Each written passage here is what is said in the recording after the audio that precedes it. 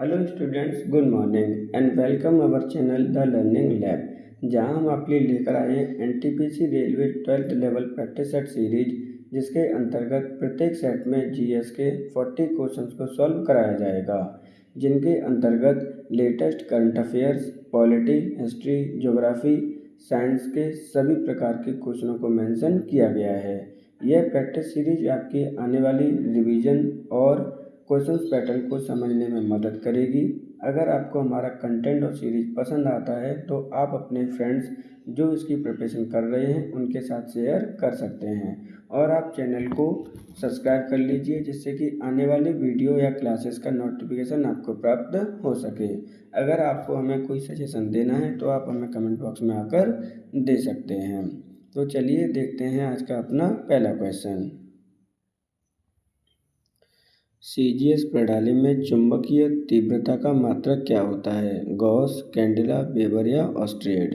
तो देखिए यहाँ पर क्वेश्चन में पूछा गया है कि चुंबकीय तीव्रता का मात्रक क्या है, लेकिन सीजीएस प्रणाली में। तो सही आंसर होगा ऑप्शन नंबर 4, ऑस्ट्रिएड।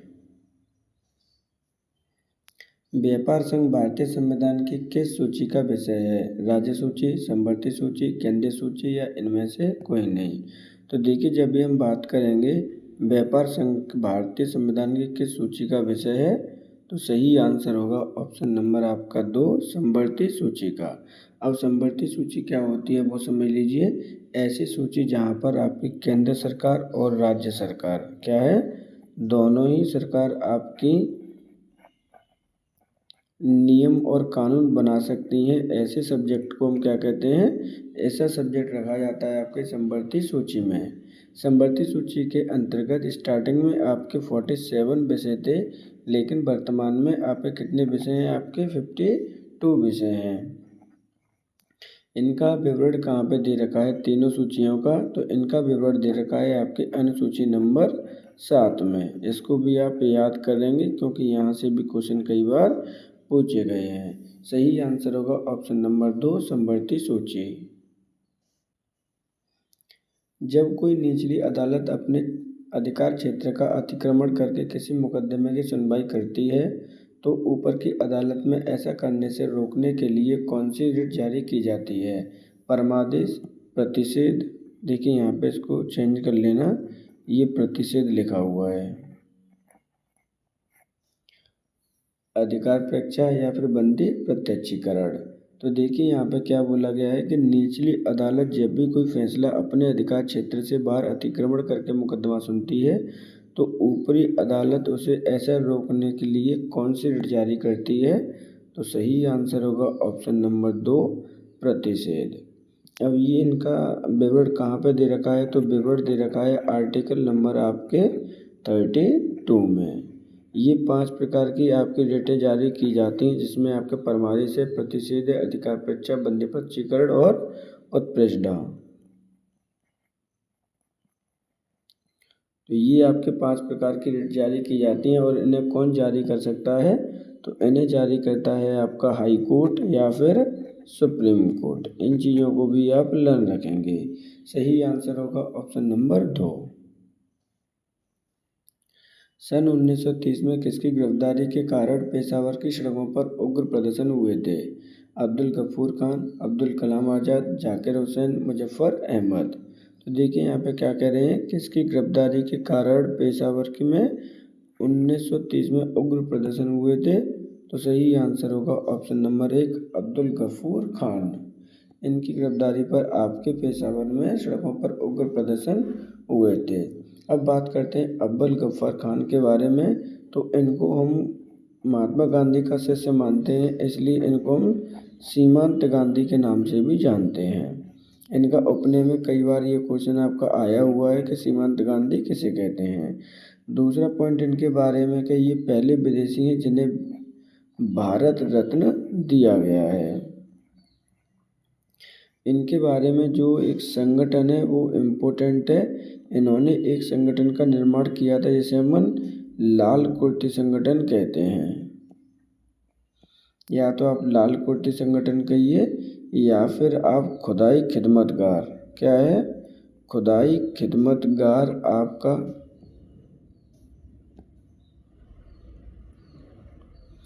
एक संगठन का निर्माण इन्होंने किया था। तो सही आंसर होगा ऑप्शन नंबर 1 अब्दुल गफ्फार खान।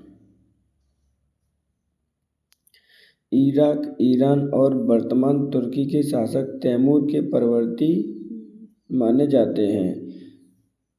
राजपूत, मुगल, तुगलक या फिर खिलजी। तो सही आंसर होगा ऑप्शन नंबर आपका 2 मुगल। देखिए यहाँ पर ईरान, इराक और वर्तमान में तुर्की के शासक तैमूर के परवर्ती माने जाते हैं आपके मुगल। अब मुगल में आपके दोनों का ही वंशज का खून माना जाता है, तैमूर का भी और चंगेज खान का भी। तो देख लीजिए ध्यान से, ये आपके तैमूर आपके पिता की तरफ से, इनके जो मुगल थे उनके पिता तैमूर वंश के थे, जबकि उनकी जो मदर थी वो चंगेज वंश की थी। इन चीज़ों को भी आप याद रखेंगे। तो चंगेज वंश की इनकी माता थी, इन्हीं के परवर्ती माने जाते हैं आपके मुगल। मुगलों ने भारत पर कब से कब तक शासन किया है? तो मुगलों ने भारत पर शासन किया है 1526 से लेकर 1857 तक। सही आंसर होगा आपका option number 2 Mughal. State of the world population report 2025 के अनुसार अप्रैल 2025 तक भारत की कुल जनसंख्या कितनी है? 140.3239 करोड़, 146.39 करोड़, 146.12 करोड़, 142.12 करोड़। तो देखिए यहाँ पर क्या बोल रहे हैं, state of the world population report 2025 के अनुसार अप्रैल 2025 तक भारत की कुल जनसंख्या कितनी है? तो सही आंसर होगा ऑप्शन नंबर 2 146.39 करोड़ आपकी भारत की जनसंख्या है। जनसंख्या के मामले में भारत की पहली रैंक हो चुकी है, इस चीज़ को भी आप याद रखेंगे। तो सही आंसर होगा ऑप्शन नंबर आपका 2। अब बात कर लेते हैं कि टोटल जनसंख्या कितनी हो चुकी है वर्ल्ड की, क्योंकि यहाँ पे वर्ल्ड की भी जनसंख्या आपसे पूछी जा सकती है, क्योंकि रिपोर्ट आपकी आई हुई है। तो 8.2 अरब आपकी जनसंख्या हो चुकी है ऑल ओवर वर्ल्ड की। भारत की टोटल फर्टिलिटी रेट कितनी है? FTR कितना है आपका? तो भारत का टोटल जो FTR है वो 1.9 है। कितना है आपका? 1.9 प्रत्येक में, यानी एवरेज है आपका ये। आपकी लाइफ एक्सपेक्टेंसी कितनी है आपकी? तो वो भी लर्न कर लीजिए। मेल की कम है और फीमेल की ज़्यादा है। मेल की आपकी 31 वर्ष है, 71 वर्ष है, जबकि वुमेन की आपकी 74 वर्ष है। इस चीज़ को भी आप याद रखेंगे। सही आंसर होगा option number 2। Vikram lock Karnal solar ऊर्जा परियोजना की शुरुआत हाल ही में किस राज्य में की गई है? बिहार, झारखंड, उड़ीसा या तमिलनाडु? तो देखना ध्यान से क्या कह रहे हैं ये। इनका है विक्रम लॉक करनाल सोलर ऊर्जा परियोजना की शुरुआत ऑप्शन नंबर 1 बिहार में की गई है। अब बिहार में कहाँ पर की गई है? तो बिहार में की गई है आपके पटना शहर में, जो कि आपकी राजधानी है आपके बिहार की। अब बात कर लेते हैं बिहार की। तो बिहार में आपके टोटल जो ज़िले हैं वो 38 डिस्ट्रिक्ट हैं आपके। यहाँ के CM आपके नीतीश कुमार जी हैं। तो इसको भी क्वेश्चन को इम्पोर्टेंट है, क्योंकि BPSC में यहाँ से भी क्वेश्चन आपके पूछे जाते हैं।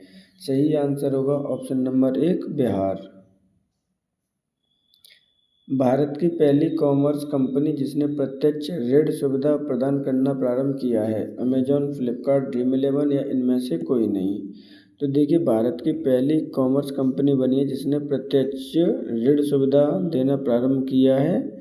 तो सही आंसर होगा ऑप्शन नंबर 2 आपका फ्लिपकार्ट ने। अब फ्लिपकार्ट कंपनी है वो कौन सी कंपनी है? तो आपकी ऑनलाइन परचेजिंग, यानी ऑनलाइन परचेज किए जाने वाली प्रोडक्टों को परचेज किए जाने वाली आपकी एक कंपनी है। इस बात को भी आप ध्यान रखना। इसने डायरेक्ट ही अब आपका क्या करना स्टार्ट कर दिया, ऋण देना प्रारंभ कर दिया है। सही आंसर होगा option number 2। ICC world test championship 2025 का फाइनल किस देश में खेला गया? इंग्लैंड, साउथ अफ्रीका, ऑस्ट्रेलिया या फिर पाकिस्तान? तो देखिए यहाँ पे आईसीसी वर्ल्ड टेस्ट चैंपियनशिप 2025 के बारे में बात की गई है, जिसका फाइनल किस देश में खेला गया है? तो सही आंसर होगा ऑप्शन नंबर 1, इंग्लैंड में इसका फाइनल खेला गया था। इंग्लैंड के कहाँ पर खेला गया है? तो ये लॉर्ड्स के मैदान में आपका ये खेला गया है। इस चीज़ को भी आप याद रखेंगे। विनर कौन सी टीम थी? तो विनर थी आपकी साउथ अफ्रीका। रनर अप कौन सी टीम रही है इस बार? तो रनर अप रही है आपकी Australia. ICC world test championship 2025 का जो एडिशन है वो कौन सा था? तो ये 3rd एडिशन है। इस चीज़ को भी आप याद रखेंगे। तो आपका 3rd एडिशन की विनर आपकी साउथ अफ्रीका है, जबकि फर्स्ट और सेकंड की कौन कौन विनर रहा है ये भी आपके लिए इम्पोर्टेंट है। तो फर्स्ट में आपकी विनर रही थी न्यूजीलैंड और सेकंड में विनर रही थी आपकी ऑस्ट्रेलिया। अभी 3 ही इसके एडिशन हुए हैं, इसलिए आपके लिए इम्पोर्टेंट है। जब फाइनल में मैन ऑफ द मैच किसे दिया गया था? तो फाइनल में मैन ऑफ द मैच दिया था एडन मार्करम को, क्योंकि इन्होंने फाइनल में क्या है शतक जड़ा था। सही आंसर होगा ऑप्शन नंबर 1, इंग्लैंड में इसका फाइनल खेला गया। श्रीमंत शंकरदेव पुरस्कार 2023 किसे प्रदान किया गया? सोनल मानसिंह, कृष्णा कुमारी, महेश बिशंबर, जगदीश प्रसाद मौर्य। तो देखिए श्रीमंत शंकरदेव पुरस्कार 2023 किसे प्रदान किया गया है? ये क्वेश्चन आपसे पूछा गया है। तो ये प्रदान किया गया है सोनल मानसिंह को। सही आंसर होगा ऑप्शन नंबर आपका 1।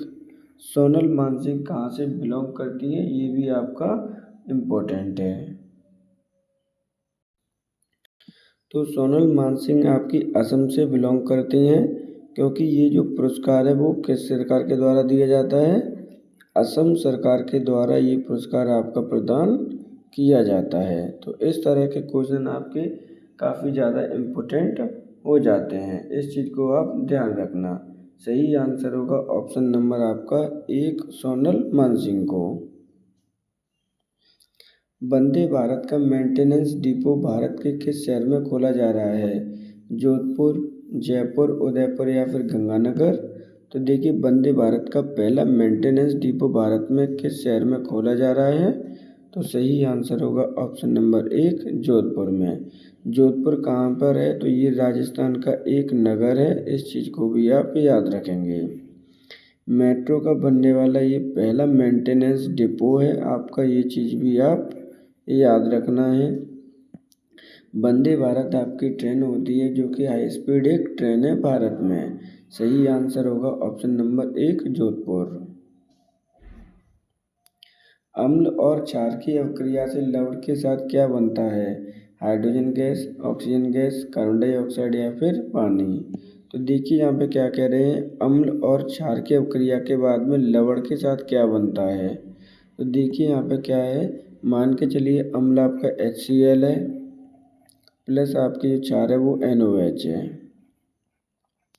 जब इसकी अवक्रिया कराई जाती है तो आपको क्या प्राप्त होता है? आपको लवण प्राप्त होता है NaCl, प्लस आपको प्राप्त होता है H2O। तो आपको क्या प्राप्त हुआ? देखिए अम्ल और क्षार की अवक्रिया करने का लवण प्राप्त हुआ और इसके साथ प्राप्त हुआ आपको क्या? पानी। सही आंसर होगा ऑप्शन नंबर 1। इस अवक्रिया को क्या कहते हैं? तो इसे उदासीनीकरण कहते हैं। क्या है आपकी अवक्रिया? उदासीनीकरण आपकी एक अवक्रिया कहलाती है, जिसमें आपके अम्ल और क्षार रिएक्शन करके लवण और पानी बनाते हैं। सही आंसर होगा ऑप्शन नंबर 4।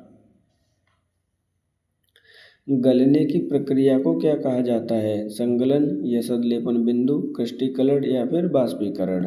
तो देखिए जब कोई भी चीज़ गलने लग जाती है तो उस प्रक्रिया को क्या कहा जाता है? तो सही आंसर होगा संगलन। यानी इसको क्या है कि आपकी जो मेल्टिंग होना प्रारंभ हो जाती है। आपके कुछ शब्द इंग्लिश के हैं वो ईजिली समझ में आ जाते हैं। मेल्टिंग होना स्टार्ट हो जाती है, इसी प्रक्रिया को अपन क्या कहते हैं? गलने की प्रक्रिया यानी संगलन कहते हैं। सही आंसर होगा ऑप्शन नंबर 1। भारत के सर्वप्रथम कानून मंत्री कौन थे? Rajagopalachari, doctor B R Ambedkar, Jawaharlal Nehru या फिर लाल बहादुर शास्त्री। तो भारत के प्रथम कानून मंत्री आपसे पूछे गए हैं, तो सही आंसर होगा option number 2, doctor B R Ambedkar आपके पहले कानून मंत्री थे। इनको कानून मंत्री कब बनाया गया था? तो कानून मंत्री आपके प्रथम प्रधानमंत्री जवाहरलाल नेहरू की सरकार में इनको कानून मंत्री बनाया गया था। कब से कब तक कानून मंत्री रहे थे? तो ये आपके रहे हैं 15 अगस्त से लेकर 15 अगस्त 1947 से लेकर आपके कानून मंत्री रहे हैं सितंबर 1951 तक। इन चीज़ों को याद रखना ही रखना है, याद रखना। अब आपकी बात करते हैं doctor B R Ambedkar ji के बारे में। तो इन्हें संविधान का पिता कहा जाता है क्योंकि ड्राफ्टिंग कमेटी के ये अध्यक्ष थे जिन्होंने संविधान का निर्माण किया था। संविधान के पिता की उपाधि इन्हें दी जाती है। आपके चेयरमैन थे कौन से चेयरमैन हैं आपके ये किस कमेटी के? तो ये प्रारूप समिति या फिर ड्राफ्टिंग कमेटी कहिए, तो उसके आपके ये चेयरमैन भी थे सॉरी। तो सही आंसर होगा option number 2, doctor B R Ambedkar Bharat के प्रथम कानून मंत्री थे। पोटेशियम की खोज किसने की थी? डेफ्री Davy, Alan Turing, Bill Gates या टिम बर्नर्स-ली ने? तो पोटेशियम की खोजकर्ता कौन है आपके? सही आंसर होगा ऑप्शन नंबर 1, हेम्फ्री डेवी ने इसकी खोज की थी। अब इसकी खोज सर्वप्रथम कब की गई थी? तो इसकी सर्वप्रथम खोज करी गई थी इनके द्वारा 1817 में। अब बात करते हैं कि जो पोटेशियम है उसका क्या है। तो पोटेशियम का जो साइन होता है केमिस्ट्री में उसे हम के रिप्रेजेंट करते हैं। एटॉमिक नंबर आपका 19 होता है, इस चीज़ को आप याद रखेंगे। बात कर लेते हैं बिल गेट्स की। तो बिल गेट्स आपके एक बहुत बड़ी कंपनी चलाते हैं माइक्रोसॉफ्ट,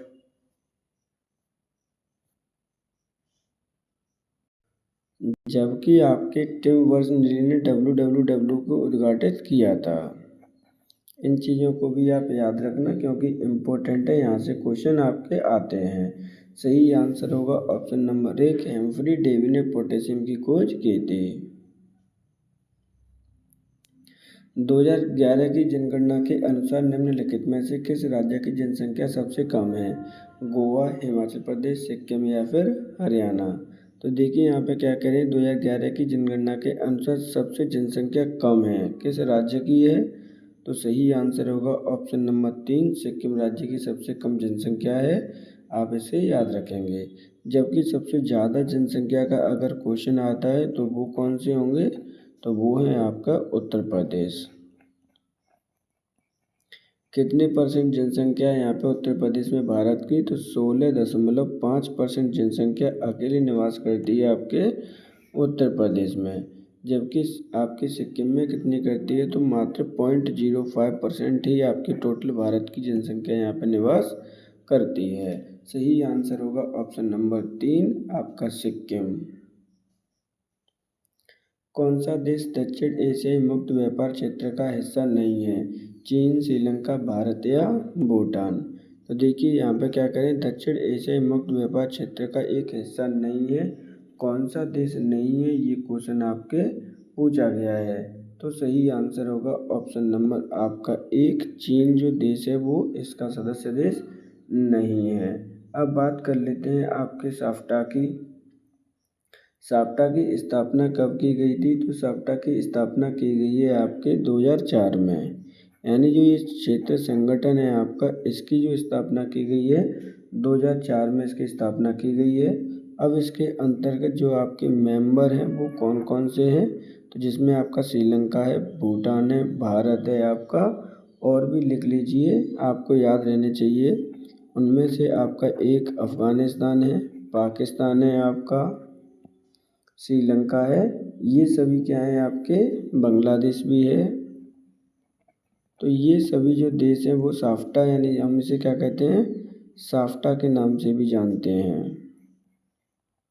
यानी south Asian free trade agreement जो क्षेत्र होता है उसकी स्थापना 2004 में हुई है। मेंबर आपके अफगानिस्तान, पाकिस्तान, बांग्लादेश, श्रीलंका, भारत और भूटान है, ना कि आपका चीन है। सही आंसर होगा ऑप्शन नंबर आपका 1 चीन। ग्लोबल जेंडर गैप रिपोर्ट 2025 के अनुसार भारत की कौन सी रैंक है? 112, 131, 137, 145। तो ग्लोबल जेंडर गैप रिपोर्ट 2025 के अनुसार भारत की कौन सी रैंक है? सही आंसर होगा ऑप्शन नंबर 131। 131 रैंक है भारत की। अब बात करते हैं कि ग्लोबल जेंडर गैप रिपोर्ट 2025 किसके द्वारा प्रकाशित की जाती है? तो ये प्रकाशित की जाती है आपके वर्ल्ड इकोनॉमिक फोरम के द्वारा। इस चीज़ को भी आप याद रखना है। वर्ल्ड इकोनॉमिक फोरम की स्थापना कब की गई थी? तो इसकी स्थापना हुई थी 1971 में। इसका हेडक्वार्टर कहाँ पर है? तो इसका हेडक्वार्टर है आपके स्विट्ज़रलैंड में। इस चीज़ को याद रखना है, इम्पोर्टेंट है, क्योंकि पहले भी यहाँ से क्वेश्चन आपके आए हुए हैं।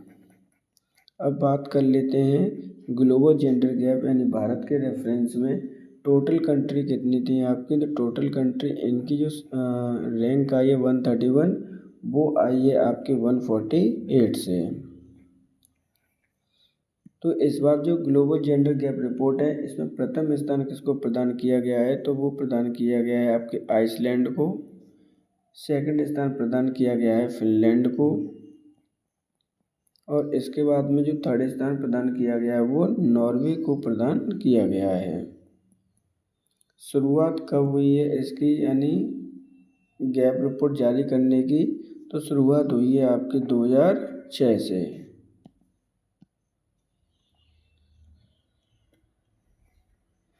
तो इस प्रकार सही आंसर होगा ऑप्शन नंबर 2 131। हिंदी भाषा के लिए बाल साहित्य पुरस्कार 2025 किसे प्रदान किया गया है? सुशील शुक्ला, गजनफर इकबाल, प्रीति पुजारा या नितिन कुशलप्पा? तो देखिए यहाँ पे क्या बोल रहे हैं, हिंदी भाषा के बाल साहित्य पुरस्कार के लिए क्या है? हिंदी भाषा में दिया गया है, बाल साहित्य पुरस्कार दिया गया है। तो सही आंसर होगा सुशील शुक्ला को आपको हिंदी भाषा के लिए दिया गया है। जबकि अदर भाषाओं के लिए कौन को क्या दिया गया है ये भी आपका इम्पोर्टेंट है, ध्यान रखना। तो जो आपके नितिन शुक्ला हैं इनको प्रदान किया गया है इंग्लिश भाषा के लिए। प्रीति पुजारा को प्रदान किया गया है आपकी संस्कृत भाषा के लिए। और गजनफर इकबाल को प्रदान किया गया है उर्दू भाषा के लिए। क्योंकि ये चार ही भाषा आपके नॉर्थ इंडिया या किसी भी में भी इम्पोर्टेंट है, इनसे आपके क्वेश्चन आपके आते ही आते हैं। तो सही आंसर कौन सा होगा यहाँ पर? ऑप्शन नंबर 1 सुशील शुक्ला। ईरान से अपने नागरिकों को निकालने के लिए भारत ने कौन सा ऑपरेशन चलाया? ऑपरेशन सिंधु, ऑपरेशन दोस्ती, ऑपरेशन सिंदूर, ऑपरेशन गंगा? तो यहाँ पर आप ऑपरेशन कर लेना। तो देखिए यहाँ पे क्या बोला गया, जब आपके इजराइल और ईरान का जब आक्रमण एक दूसरे पर हो रहा था तो भारत ने अपने नागरिकों को निकालने के लिए कौन सा वाला ऑपरेशन चलाया है? तो सही आंसर होगा ऑपरेशन सिंधु। क्या चलाया है? ऑपरेशन सिंधु चलाया है ईरान से अपने नागरिकों को निकालने के लिए। जबकि ऑपरेशन दोस्ती कहाँ चलाया गया था? तो ये जब आपका तुर्की में आपका भूकंप आया था तो तुर्की की हेल्प करने के लिए ऑपरेशन दोस्ती चलाया गया था भारत सरकार के द्वारा। ऑपरेशन सिंदूर कहाँ पर चलाया गया, सिंदूर कहाँ चलाया गया है? तो ये अगेंस्ट द टेररिस्ट चलाया गया था पाकिस्तान के खिलाफ। इस चीज़ को भी आप याद रखेंगे। दूसरा है ऑपरेशन गंगा है। तो ऑपरेशन गंगा आपके अपने नागरिकों को निकालने के लिए यूक्रेन से निकालने के लिए चलाया गया था। सही आंसर होगा option number 4। Global liability independent 2025 प्रथम स्थान के शहर को प्रदान किया गया है। तो देखिए इस क्वेश्चन में पूछा क्या गया है, यहाँ पर आपका ये इंडिपेंडेंट के इंडेक्स है पहले कंडीशन। अब इसमें पूछा गया है कि इस वाले इंडेक्स में प्रथम स्थान के शहर को प्राप्त है, नई दिल्ली, न्यूयॉर्क, लंदन या कोपेनहेगन? तो सही आंसर होगा ऑप्शन नंबर 4 कोपहेगन। अब बात करते हैं भारत की इसके अंतर्गत, तो टॉप 100 जो आपके शहर हैं उसमें कोई भी भारत का शहर इंक्लूड नहीं है, इस चीज़ को आप याद रखना। जबकि प्रथम स्थान देश में किसे प्रदान किया गया है, तो वो प्रदान किया गया है आपके डेनमार्क को। सही आंसर होगा ऑप्शन नंबर यहाँ पर आपका 1 कोपहेगन। पेरिस डायमंड लीग 2025 में नीरज चोपड़ा ने कौन सा मेडल जीता है? Gold medal, silver medal, bronze medal या इनमें से कोई नहीं। तो पेरिस डायमंड लीग 2025 में नीरज चोपड़ा ने कौन सा मेडल जीता है, पहले वो देख लेते हैं। तो सही आंसर होगा ऑप्शन नंबर 1, गोल्ड मेडल आपके नीरज चोपड़ा जी ने जीता है। कितना भाला फेंका था, तो 88.16 मीटर का भाला फेंककर इन्होंने गोल्ड मेडल जीता है पेरिस डायमंड लीग में।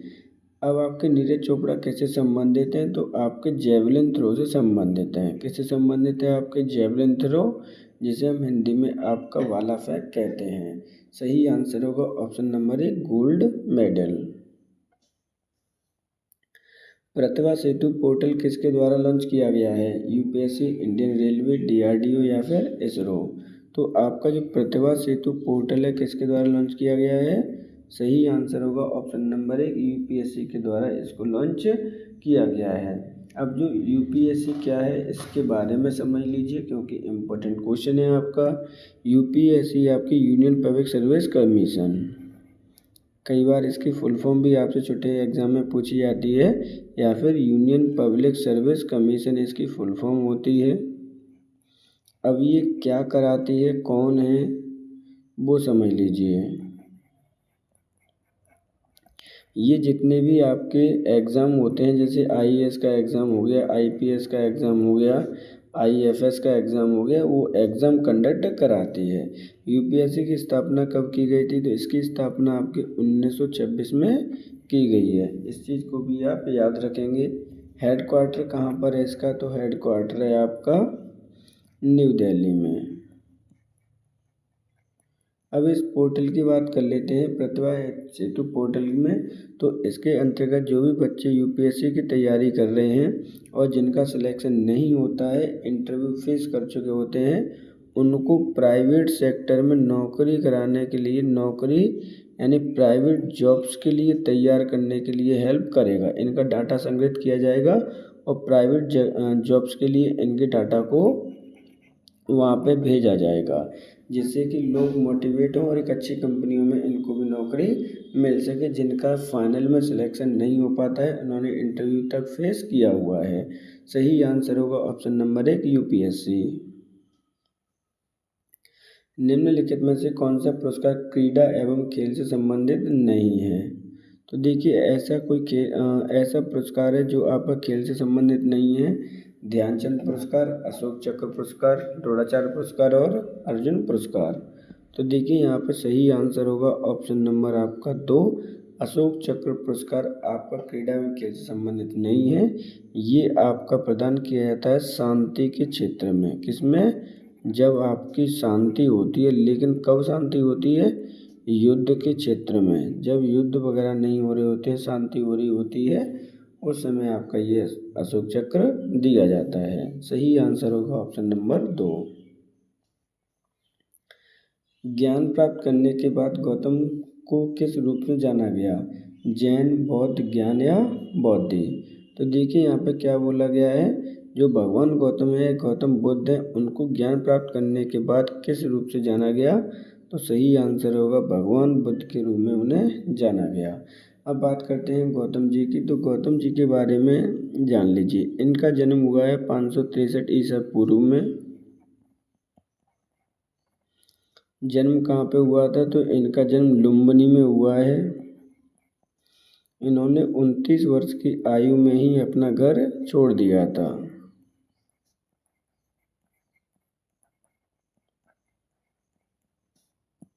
6 वर्ष तक इन्होंने घोर तपस्या की। उसके बाद में 35 ईयर्स की एज में इनको ज्ञान की प्राप्ति हुई थी। इस चीज़ को आप भी याद रखना।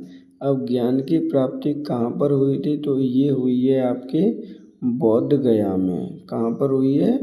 बोध गया में इनको ज्ञान की प्राप्ति हुई थी। ज्ञान की प्राप्ति के बाद ही इनको किस नाम से जाना गया? महात्मा बुद्ध के नाम से जाना गया। सही आंसर होगा ऑप्शन नंबर 2।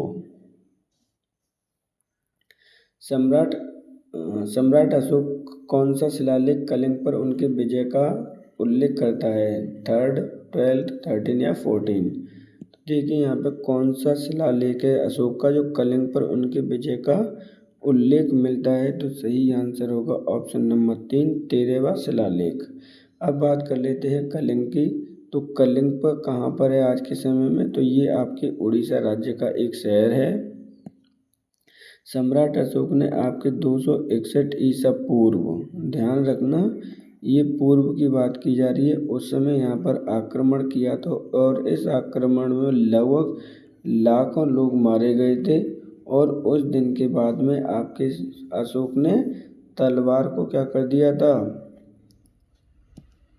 बिल्कुल छोड़ दिया था, अर्थात उन्होंने बौद्ध धर्म को अपना लिया था। सही आंसर होगा ऑप्शन नंबर 3, 13th शिलालेख में आपके विवरण मिलता है कलिंग पर आक्रमण का। हड़प्पा सभ्यता के एक हिस्से लोथल की खुदाई की खोज किसने की थी? दयाराम साहनी, राखलदास बनर्जी, SR राव या RS बेस्ट? तो देखिए यहाँ पे हड़प्पा सभ्यता की लोथल की खुदाई के बारे में पूछा जा रहा है। तो बात कर लेते हैं लोथल आज के समय है कहाँ पर? तो ये आपके गुजरात राज्य में है। और ये काफ़ी ज़्यादा क्वेश्चन पूछा जाता है क्योंकि यहाँ पर एक डॉकयार्ड है। अब डॉकयार्ड क्या होता है? तो डॉकयार्ड यानी ऐसी जगह जहाँ पर आपके पानी के जहाज खड़े किए जाते हैं, उसे हम डॉकयार्ड कहते हैं। अब बात कर लेते हैं कि इसकी खुदाई किसके नेतृत्व में की गई है, क्योंकि इस तरह के क्वेश्चन पहले भी आए हुए हैं। तो सही आंसर होगा SR राव के द्वारा इसकी खुदाई की गई है। अब बात करते हैं दूसरी, दयाराम साहनी ने कहाँ की खुदाई की है? तो इन्होंने हड़प्पा की खुदाई की थी आपकी। राखलदास बनर्जी ने मोहनजोदड़ो की है।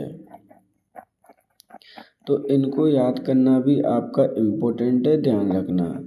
तो सही आंसर होगा option number 3, SR Rao. Mahabharat में बढ़त कुरुक्षेत्र की लड़ाई कितने दिनों तक लड़ी गई? 16 दिन, 18 दिन, 21 दिन या फिर 24 दिन? तो देखिए महाभारत में बढ़त कुरुक्षेत्र में जो लड़ाई लड़ी गई थी वो कितने दिनों तक लड़ी गई? ऑप्शन सही आंसर होगा 18 दिनों तक ये लड़ाई लड़ी गई। अब ये लड़ाई किन के मध्य लड़ी गई थी? तो ये लड़ाई लड़ी गई थी आपके पांडवास और कौरवों के बीच में। इनको भी आप याद रखना। अब इनमें विजयी कौन हुए थे? तो पांडवा आपके विजयी हुए थे, जबकि हार हुई थी आपके कौरवों की। तो यहाँ पर सही आंसर होगा ऑप्शन नंबर 2, 18 दिन तक। कनिष्क प्रथम के शासनकाल के दौरान कौन सा प्रसिद्ध आयुर्वेद विद्वान रहता था? पाराशर, सुश्रुत, चरक या फिर धन्वंतरी? तो कनिष्क के समय आपका कौन सा प्रसिद्ध आयुर्वेद विद्वान रहता था?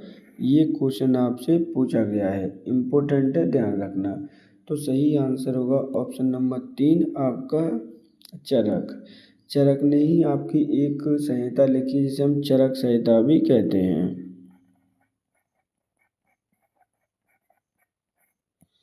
इम्पोर्टेंट है इनकी बुक, आज भी इनकी बुक के बारे में ही पढ़ा जाता है, तो इस चीज़ को भी आप याद रखेंगे। सही आंसर होगा ऑप्शन नंबर 3। तारीख़-ए-फ़रोसाई के लेखक कौन हैं?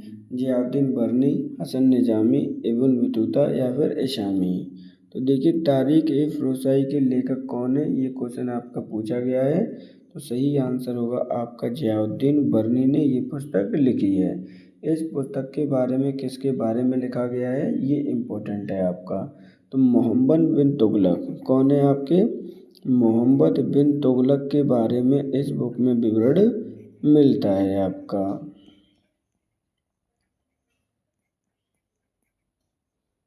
लिखी गई है ज़ियाउद्दीन बरनी के द्वारा। पुस्तक का नाम है तारीख़-ए-फ़रोसाई। सही आंसर होगा ऑप्शन नंबर 1 ज़ियाउद्दीन बरनी। निम्नलिखित में से किसने 1857 के सिपाही विद्रोह को विद्रोह नहीं कहा? John Lawrence, Karl Marx, R C. Majumdar, Syed Ahmed Khan.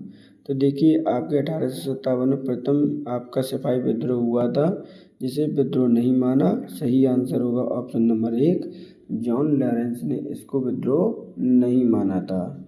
जबकि 1857 में भारत का इसे हम क्या मानते हैं? प्रथम स्वतंत्रता संग्राम भी कहते हैं। इम्पोर्टेंट है, ध्यान रखना। सही आंसर होगा ऑप्शन नंबर 1। मुस्लिम लीग के लाहौर सत्र में पाकिस्तान की मांग कब रखी गई थी? 1932, 1936, 1940, 1942। तो देखिए यहाँ पे आपका मुस्लिम लीग के किस सत्र में पाकिस्तान की बात की गई थी? तो लाहौर सत्र में बात की गई है। अब ये बात कब की गई थी? तो 1940 में ये बात की गई थी। पाकिस्तान यानी आपके कुछ राज्यों को मिलाकर पाकिस्तान शब्द दिया गया था। जहाँ पर मुस्लिम अधिक आबादी है वहाँ पर स्वतंत्रता के बाद में पाकिस्तान की स्थापना की गई। यानी तो भारत में जो पाकिस्तान को अलग करना था वहाँ पर मांग की गई थी 1940 में। सही आंसर होगा ऑप्शन नंबर 3। भारत में वंदे मातरम पत्रिका की स्थापना किसने की थी? गणेश शंकर विद्यार्थी, रामानंद चटर्जी, अरविंद घोष, विपिन चंद्रपाल। तो देखिए वंदे मातरम पत्रिका की स्थापना किसने की है, क्वेश्चन में पूछा गया है। सही आंसर होगा अरविंद घोष, ऑप्शन नंबर 3।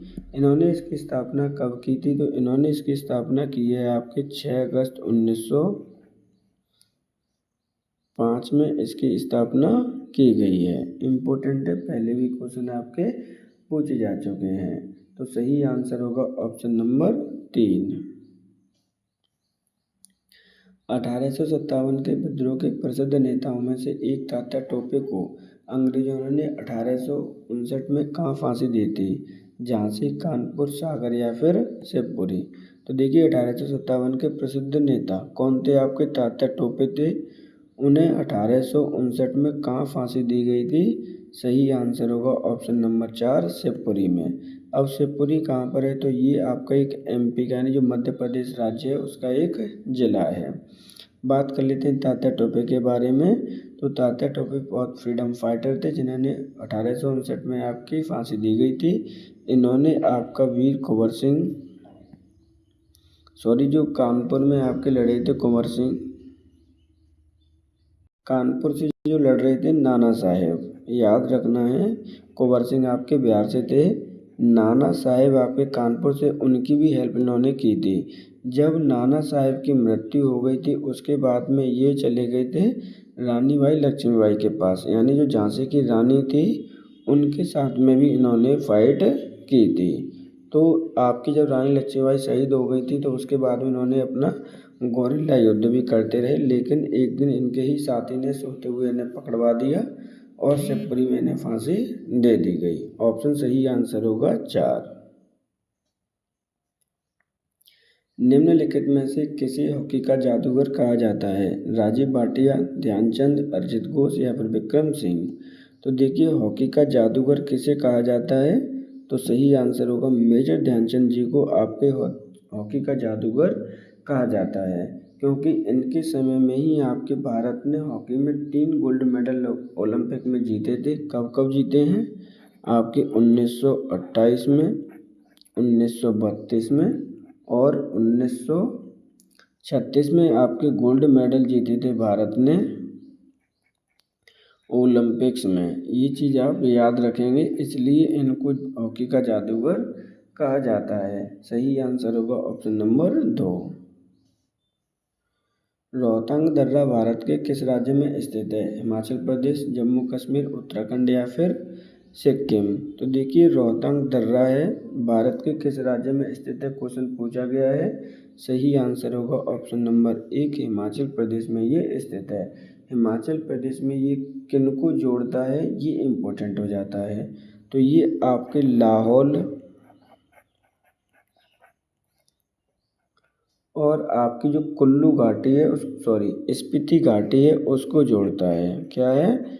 लाहौल और स्पीति घाटी को आपस में ये दर्रा जोड़ता है। सही आंसर होगा ऑप्शन नंबर 1, ये स्थित है आपके हिमाचल प्रदेश में। कौन सा चैनल अंडमान द्वीपों को निकोबार द्वीपों से अलग करता है? 6 degree channel, 8 degree channel, 9 degree channel या फिर 10 डिग्री चैनल। तो देखिए यहाँ पे अंडमान द्वीपों को निकोबार द्वीपों से अलग कौन सा करता है? सही आंसर होगा ऑप्शन नंबर 4, 10 डिग्री चैनल। सही आंसर है ऑप्शन नंबर आपका 4। विश्व में कोयले का सबसे बड़ा प्रमाणित भंडार किस देश में स्थित है? भारत, चीन, संयुक्त राज्य अमेरिका या फिर रूस। तो कोयले का सबसे बड़ा प्रमाणित भंडार किस देश में है? तो सही आंसर होगा ऑप्शन नंबर 3, संयुक्त राज्य अमेरिका में। ये आपके लगभग 2018 की एक रिपोर्ट आई थी, उसमें कितना भंडार बताया गया था इसके अंतर्गत? तो इसके अंतर्गत आपका भंडार बताया गया था 250.2 million ton, sorry billion ton आपका यहाँ पे भंडार बताए गए थे। सही आंसर होगा ऑप्शन नंबर 3। योग नीति प्रारंभ करने वाला भारत का प्रथम राज्य कौन सा है? हिमाचल प्रदेश, उत्तराखंड, उत्तर प्रदेश या फिर मध्य प्रदेश। तो योग नीति प्रारंभ करने वाला भारत का प्रथम राज्य कौन सा है? सही आंसर होगा ऑप्शन नंबर आपका 2, उत्तराखंड। अब उत्तराखंड के बारे में बात कर लेते हैं। यहाँ के सीएम ने इसे अनाउंस किया और सीएम का नाम क्या है? पुष्कर सिंह धामी।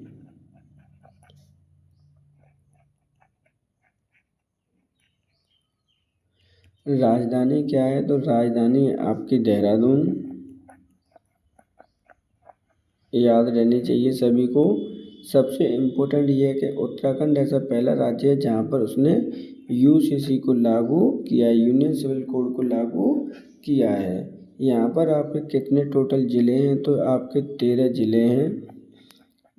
उत्तराखंड का निर्माण कब हुआ था? तो उत्तराखंड का निर्माण आपके 2000 में हुआ था, जिसमें उत्तर प्रदेश से 13 जिलों को काट कर इसे बनाया गया था। सही आंसर होगा ऑप्शन नंबर 2। विद्या शक्ति पहल किस राज्य सरकार के द्वारा शुरू की गई है? आंध्र प्रदेश, तेलंगाना, मध्य प्रदेश या फिर कर्नाटका। देखिए इस तरह के जब भी क्वेश्चन आएंगे तो आपको इम्पोर्टेंट हो जाते हैं। तो यहाँ पर जो सही आंसर है, विद्या शक्ति पहल किस राज्य के द्वारा प्रारंभ की गई है? सही आंसर होगा ऑप्शन नंबर 1, आंध्र प्रदेश के द्वारा। अब आंध्र प्रदेश की बात कर लेते हैं। तो आंध्र प्रदेश की राजधानी क्या है? तो राजधानी अमरावती है। सीएम कौन है यहाँ के? तो चंद्रबाबू नायडू यहाँ के सीएम हैं।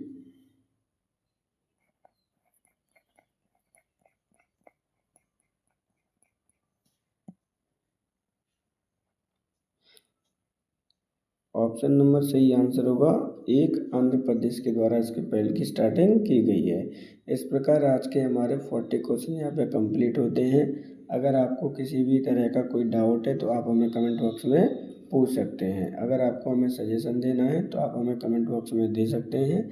आप हमारे चैनल को वीडियो को लाइक एंड चैनल को सब्सक्राइब कर लीजिए, जिससे कि आपको आने वाले वीडियोस का नोटिफिकेशन भी प्राप्त हो सके। आने वाले समय में हम आपके लिए टॉपिक वाइज वीडियो लेकर आने वाले हैं, जिसमें हम करंट अफेयर्स जो इम्पोर्टेंट होंगे उनको करेंगे, जैसे इंडेक्स, रिपोर्ट्स, डेज, पुस्तकें, ये सभी टॉपिक वाइज आपके आते रहेंगे। इसलिए आप चैनल को सब्सक्राइब कर लीजिए, जिससे कि नोटिफिकेशन आपको प्राप्त हो सके। Thank you for today.